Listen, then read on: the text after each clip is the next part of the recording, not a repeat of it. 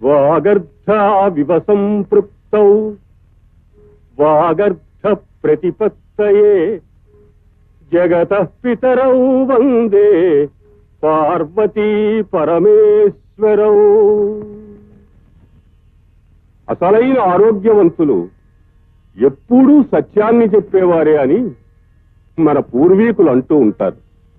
సత్యం, ధర్మం, న్యాయం ఈ మూడు వాటి స్థానాన్ని నేడు రోజు రోజుకి కోల్పోతున్నాయి. అవసరమున్నా లేకపోయినా ఉదయం లేచింది మొదలు సాయంత్రం పడుకునే వరకు ఏదో ఒక అబద్ధాన్ని చెప్పడం ప్రతి మనిషి తన నిత్య కృత్యాల్లో ఒకటిగా చేసుకుంటున్నాడు. నిజం చెప్పడం విషం కలిపిన చేదు కషాయంలా ఉంటుంది. కానీ అబద్ధం చెప్పడం పాలు, చక్కెర కలిపి తయారు చేసిన పాల కోవాలా ఉంటుంది. కషాయం తాగినప్పుడే కష్టంగా ఉంటుంది, కానీ కషాయం తాగిన తరువాత ఆరోగ్యం బాగుపడుతుంది, మనుషులు శక్తివంతులవుతారు. పాలకోవా తిన్నప్పుడైతే తీయగా బాగానే ఉంటుంది, కానీ ఆరోగ్యాన్ని చెడగొడుతుంది. అందుకే మనం అందరం కూడా ఎల్లప్పుడూ సత్యాన్ని చెప్పడానికే సాహసించాలి. ఒక అబద్ధం చెప్పాలంటే ఆ అబద్ధాన్ని నమ్మించడానికి ఇటుక మీద ఇటుక పెట్టి గోడ కట్టినట్టు 100 అబద్ధాలు చెప్పాలి. అందులో ఏ ఒక్కటి తప్పినా ఆ అబద్ధాల గోడ కూలిపోతుంది. నిజమేననుకోండి, మరి నిజాన్ని నిలబెట్టడం కోసం కదండి హరిశ్చంద్రులు రణకెట్టాలు పడ్డారు. అందుకే అతను పురాణ పురుషుడు కాగలిగేది. అసలు హరిశ్చంద్రుడు పురాణ పురుషుడుగా చరిత్రలో ఎందుకెక్కాడు? నిజం మాట్లాడడం వల్ల, నిజము అనే మాటను నిలబెట్టుకోవడం వల్ల.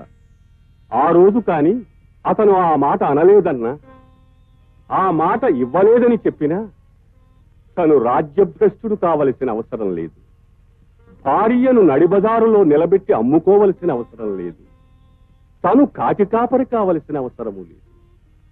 చివరకు బిడ్డ చనిపోతే కాటి సుంకం చెల్లించలేని దీన స్థితిలో ఆ తల్లి దొంగగా చిత్రించబడవలసిన అవసరమూ లేదు. అందుకే ఏదైనా అబద్ధం చెప్పబోయే ముందు ఒక్క నిమిషం ఆగి ఆలోచించి నిజమే చెబుదాం, దీనివల్ల ఏదైనా కష్టం వస్తే భరిద్దాం అని మీరు ప్రయత్నించడం మొదలు పెడితే నిజమే చెప్తారు. నిజం చెప్పడమే ప్రారంభిస్తే, నిజం చెప్పడానికే అలవాటు పడితే ఇక మీరు చెప్పమన్నా అబద్ధం చెప్పలేరు.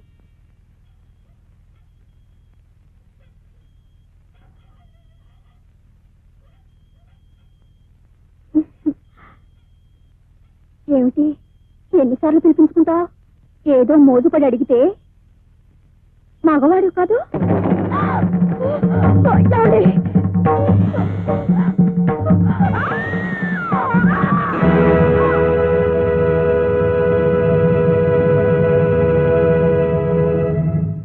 అమ్మా అమ్మా, ఏమిటి సీతమ్మా? ఆయన్ని పోలీసులు పట్టుకుపోయారమ్మా. ఏమిటి, రావుణ్ణి పోలీసులు పట్టుకుపోయారా? అవునమ్మా, ఆ ధర్మకర్త గారి భార్యని చంపేశాడని. ఏమిటి, ధర్మకర్త గారి భార్య పోయిందా? రాముడు చంపేశాడా? ఏమో బాబు, రాత్రి మన కూడానికి అలా కోనేటి దగ్గర ఎవరో చంపి పాడేశారంట. అది రావుడే చంపేశాడని పోలీసులు పట్టుకెళ్తున్నారు. ఆయన్ని మీరే కాపాడాలి బాబు. సత్యబద్ధం. రాత్రంతా రాముడు నా కళ్ళెదుటే ఉన్నాడు. నేను కథ చెప్తున్నంతసేపు అభిమన్యుని ఒళ్ళో పెట్టు కూర్చున్నాడు. అభిమన్యుని వాడే ఎత్తుకుని ఇంటికి తీసుకొచ్చాడు. వాడితో పాటు ఇక్కడే పడుకున్నాడు. పొద్దున్న లేచి ఇక్కడి నుంచి వెళ్ళాడు. ఈ మాటే చెప్పాను బాబు, ఎంత చెప్పినా పోలీసు వాళ్ళు వింటం లేదు. నేను చెప్తాను, కోర్టుకు వెళ్లి రాముడు నిర్దోషి అని నేను సాక్ష్యం చెప్తాను. నువ్వు అధైర్యపడకు సీతమ్మా, ఆయనే కోర్టుకు వెళ్లి సాక్ష్యం చెప్తే మీ ఆయన్ని విడిచిపెట్టేస్తారు. పట్టణానికి వెళ్తున్నట్టున్నావు? అవును బాబు. సరాసరి కోర్టుకే వెళ్తున్నట్టున్నావు? అవును బాబు.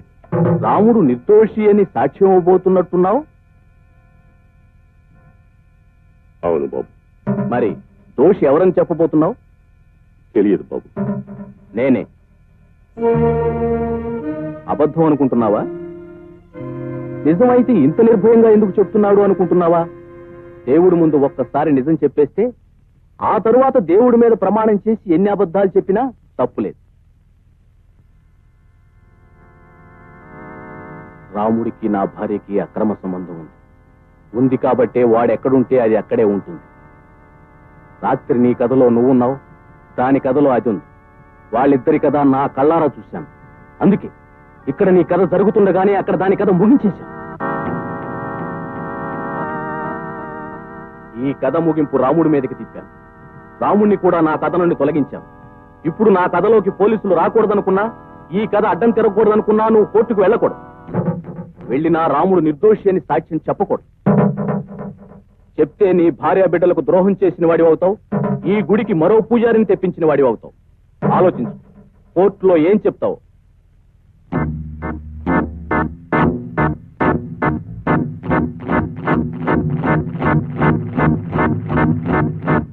దేవుని మీద ప్రమాణం చేసి అంతా నిజమే చెప్తాను, అబద్ధం చెప్పను.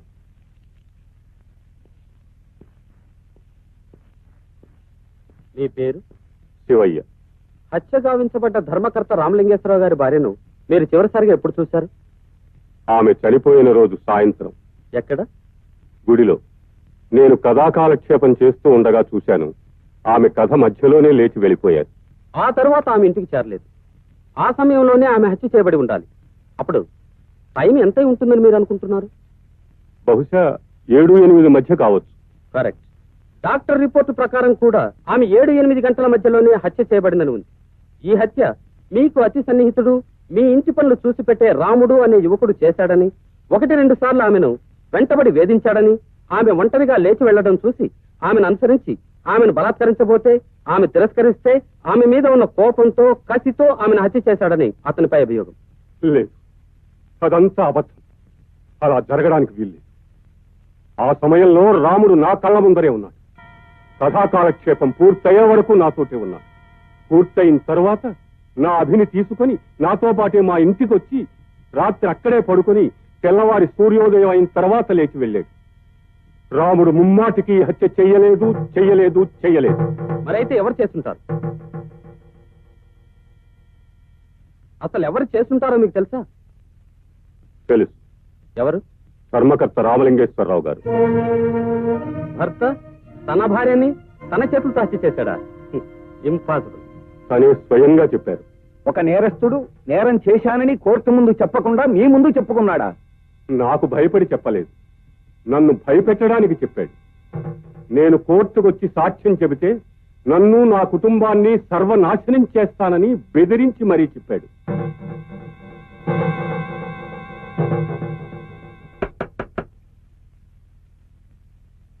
ఎవరు? ఏమండి, పోలీసులు వచ్చారు. ఏం బాబు? శివాలయం తాళం చెవులు ఎవరి దగ్గర ఉంటాయి?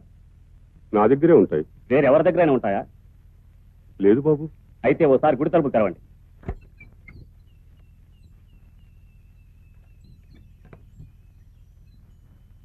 మీరు ఇక్కడే ఉండండి, లోపలికి వెళ్ళండి. ఏమిటి బాబు, ఏమిటిదంతా? దేనికోసం? సార్, ఇది దొరికింది.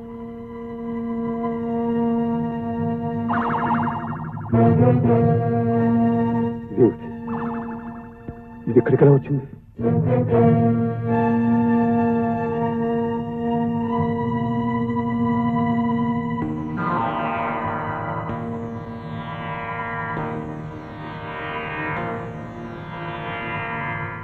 సాక్ష్యాధారాలను బట్టి ఈ హత్య రాముడే చేసినట్టు కోర్టు వారు నమ్ముతున్నారు. ఐపీసీ సెక్షన్ 302 ప్రకారం అతనికి 7 సంవత్సరాలు శిక్ష విధించడమైనది. అతనితో పాటు మరణశిక్ష విధించవలసిన హత్యా నేరంలో భాగస్థుడైన హంతకుడికి అనుకూలంగా తప్పుడు సాక్ష్యం చెప్పి అతన్ని రక్షించ ప్రయత్నం చేసినందుకు శివయ్య అనబడే ఆ ఊరి గుడి పూజారికి ఐపీసీ సెక్షన్ 201 ప్రకారం 7 ఏళ్లు శిక్షను, హత్యకు ఉపయోగించిన ఆయుధాన్ని పవిత్రమైన దేవాలయంలో దాచి పోలీసుల్ని తప్పుత్రోవ పట్టించాలని ప్రయత్నించినందుకు మరో 3 ఏళ్ల కఠిన శిక్షను కోర్టు వారు ఖాయపరచడమైనది.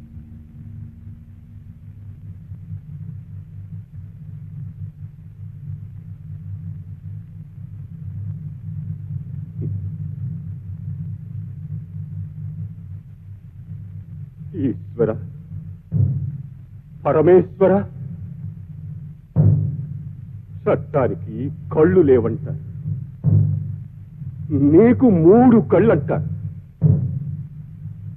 కళ్ళు లేని చట్టానికి 3 కళ్ళున్న నీకు పెద్ద తేడా కనిపించలేదురా. నువ్వున్నావని, నీ ఉనికి నిజమని నమ్మి అడుగడుగునా గుళ్ళో అడుగు పెట్టే ప్రతి వాడికి నిజమే చెప్పాలి, నిజమే చెప్పాలి అని ఉపన్యాసాలు ఇచ్చానే. నువ్వు రాయవని తెలిసినా, నీ ఉనికి అబద్ధమని తెలిసినా, అబద్ధాలు చెబుతూ ఉంటే నోరు మూసుకొని వినే పిరికివాడివని తెలిసినా ఈ బోనులో నిలబడి అన్ని అబద్ధాలే చెప్పేవాడినిరా. నిజం చెప్పడమే నేరమైతే ఇలా 10 మంది ముందు నన్ను నిలబెట్టి శిక్షించడానికి బదులు ఈ తలుపులు తీసినప్పుడు మూసినప్పుడు నన్ను ఒంటరిగా నిలబెట్టి నిజం చెప్పకురా, తప్పురా అని చెప్పుంటే నేనిక్కడ నిజం చెప్పుండేవాణ్ణి కాదు స్వామి. 30 ఏళ్లుగా నీకు చేస్తున్న సేవకి పుణ్యఫలంగా 10 ఏళ్లు శిక్ష విధించేవా స్వామి? శంకర, ఈ 10 ఏళ్లు శిక్ష అనుభవించి తిరిగి వచ్చిన తర్వాత నన్ను ఏం చేయమంటావయ్యా? నన్ను ఇంకెవరికి సేవ చేయమంటావయ్యా?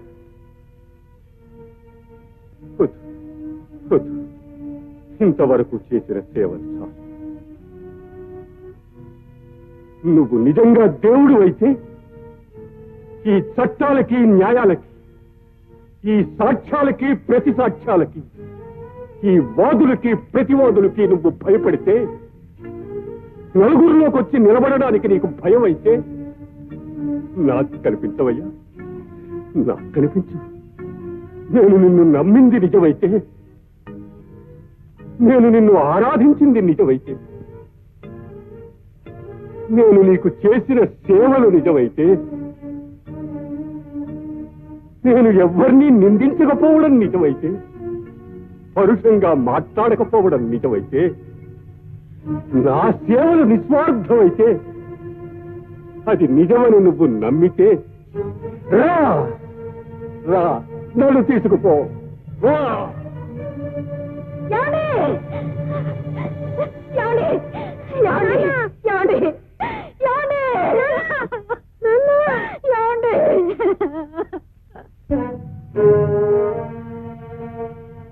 అమ్మా, ఈ ఊళ్ళో మనకు చుట్టాలేరా? ఉన్నారు బాబు. మరి వాళ్ళ ఇంటికి వెళ్ళొచ్చుగా, ఈ చెట్టు కిందెందుకు? చెడి చుట్టాలింటికి వెళ్ళకూడదురా. పనిలోకి వెళ్ళాలి, తొందరగా కానివరా.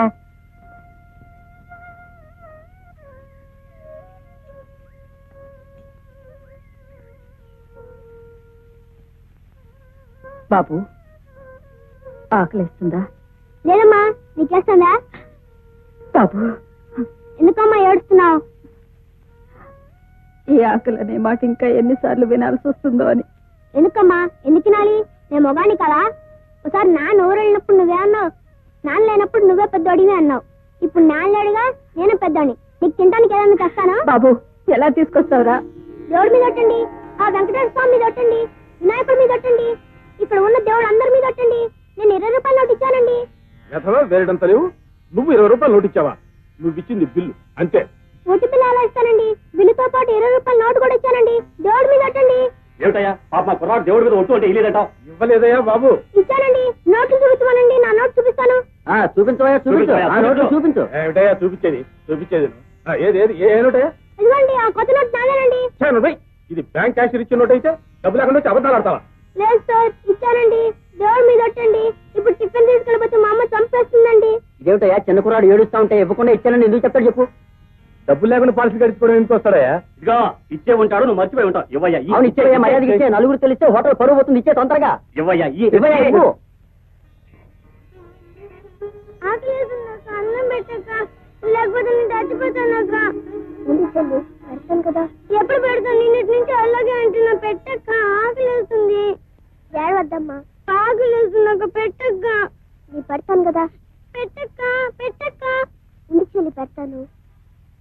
ఇది ఆకు, ఇది పప్పు, ఇది కూర, ఇది చారు, ఇది అన్నం, ఇది మజ్జిగ. ఇది వచ్చేతనం, నేను తిన్నా.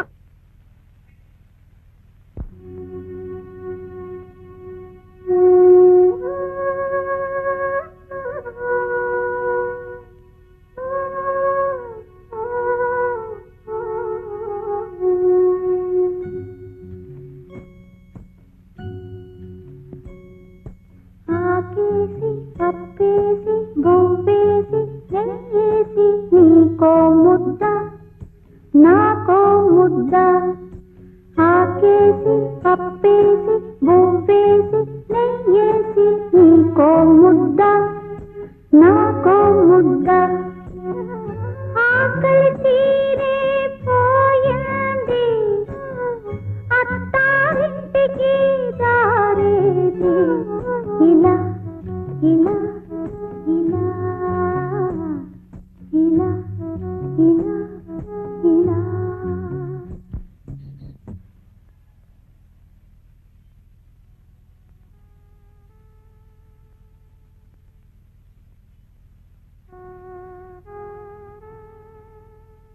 ఏంటి మీ ఇంట్లో అన్నం లేదా? ఇది మా ఇల్లు కాదు. మరి ఇక్కడున్నారే? ఎవరో ఎత్తుకొచ్చి ఇక్కడ పడేసారు. 2 రోజులైంది. ఆకలి వస్తుంది. నాకు పర్వాలేదు, ఇదే తట్టుకోలేక ఏడుస్తుంది. ఇడ్లీ తింటారా? ఓ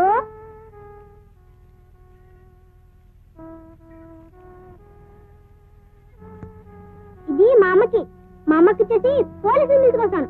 మీరే భయపడకండి, మిమ్మల్ని విడిపిస్తాను. నిజంగా వస్తావా? ఓ ఒట్టు ఒట్టు. అమ్మా ఇడ్లీలు. ఎక్కడో బాబు? ముందు తినమ్మా. ఎక్కడో చెప్పరా? ఎవరినన్నా పనవడదామని వెళ్ళాను. అక్కడ ఒక ఆయన బస్సు ఎక్కుతుంటే బస్సు కింద పడింది. అని నేను చూశాను. ఆయనకి ఇద్దామనుకుంటే బస్సు వెళ్ళిపోయింది. బస్సు వెనకాల పరిగెత్తాను. ఆయన దిగేదాకా పరిగెత్తాను. ఆయన దిగిన తర్వాత పరిగెత్తేశాను. ఇస్తే ఆయన డబ్బులంతా చూసుకుని నాకు 20 రూపాయలు ఇచ్చాడు. అప్పుడు నేను 4 గిడ్డలు తిని నీకు తెచ్చాను. ఇంకో చిల్లరా బియ్యం కొని అన్నం వండు. నువ్వెక్కడికి రా? ఏంట్రా తలుపులు తెరిచే ఉన్నాయే?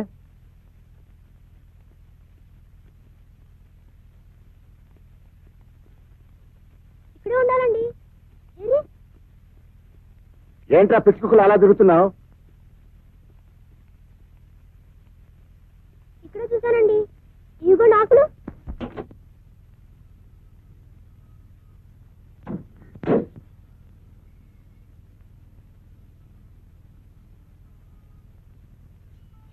మనం పారిపోదాం. ముందు నువ్వు వెళ్ళు, వెనకాల నేను వస్తా.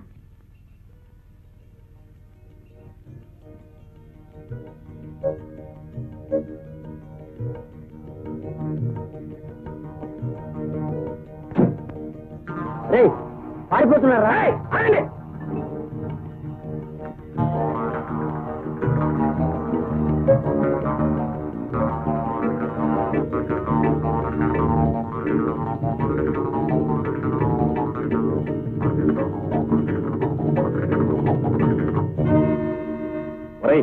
పోలీస్ ఇన్స్పెక్టర్ రా, ఒక్కలో తోసేస్తాడు. ఇంకోటి కదా, కానీ ఎదుగుతాం పదా. సార్, ఏమిటమ్మా? ఎవరమ్మా ఇవి? మా ఊరు కాదు సార్, ఎవరు? మా విజయనగరం సార్. విజయనగరమా? మరి ఎక్కడికి ఎందుకు వచ్చావమ్మా? ఎవరో దొంగలు ఎత్తుకొచ్చేస్తారు సార్. ఎవరమ్మా? అదిగో. అవేనేనా? అవును సార్, నాకు చాలా భయంగా ఉంది సార్. పర్వాలేదులే అమ్మా, నేను స్టేషన్ తీసుకెళ్లి ఎంక్వైరీ చేయిస్తాను. మా చెల్లెలు కూడా ఉండాలి సార్. ఎక్కడ? ఏదమ్మా? పాపమన్నాను, ఎటు పాపన్నా తెలియదు సార్. పర్వాలేదులే అమ్మా, నేను స్టేషన్ తీసుకెళ్లి ఎంక్వైరీ చేయించి నిన్ను మీ చెల్లెల్ని మీ ఊరు పంపిస్తాను. వద్దు సార్, అక్కడ మా పిల్ల ఉంది సార్. ఊరికే సంతోష్ సార్. మరి ఏం చేస్తానంటావు? నాతో ఉండిపోతావా? మరి మా చెల్లెలండి? వెతికిస్తాను. నిజం చెప్తున్నానండి. నిజమా? వేదడంత లేవు, పోలీసులు అబద్ధాలు చెప్తావా? కాదండి, నిజం చెప్తున్నానండి. నిజానండి. పట్టుదండి, పట్టుదండి, పట్టుదండి. నువ్వు రాయువని తెలిసినా, నీ ఉనికి అబద్ధం అని తెలిసినా, అబద్ధాలు చెబుతూ ఉంటే నోరు మూసుకొని వినే పిరికివాడివని తెలిసినా, ఈ బోనులో నిలబడి నీ అబద్ధాలే చెప్పేవాడినిరా. ఈ బోనులో నిలబడి నీ అబద్ధాలే చెప్పేవాడినిరా.